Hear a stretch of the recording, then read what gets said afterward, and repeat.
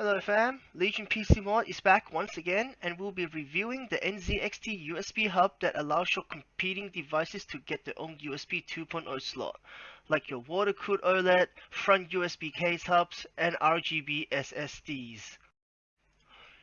Glancing at the features, you will see it allows up to 5 ports, 2 internal and 3 externals, while being powered by a Molex with a magnetic body, allowing it to be mounted on a steel case, as well as supporting plug and play, which no drivers or configurations are necessary.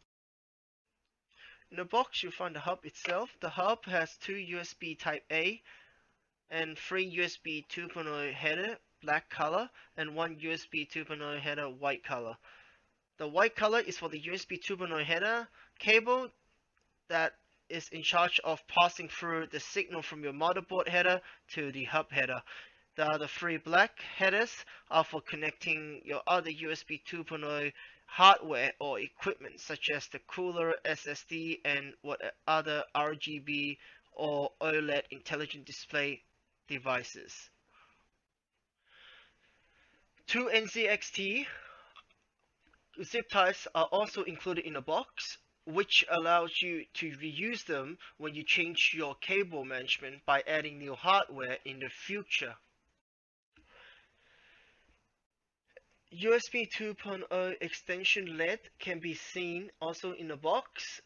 This allows you to connect one side to your motherboard USB 2.0 header and extending it all the way to the USB 2.0 hub. Remember the USB 2.0 hub white color pins that I mentioned earlier, the other side goes to the white pins, not the black ones. Then you'll also find a Molex cable to AC cable.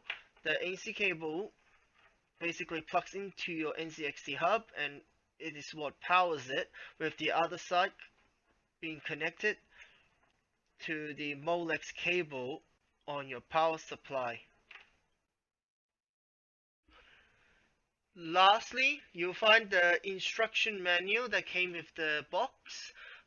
This is basically a piece of document that shows you the warranty guide and the technical and troubleshooting department point of contact details based on which country you live, and also the components list, so you make sure everything is there when you pick up the product, and also the installation guide showing you how to install it, which is pretty much similar to what I've explained during the duration of this video. Well, that's all for the review. This thing retails for roughly $24 USD or $38 Australian dollars, depending on where you live.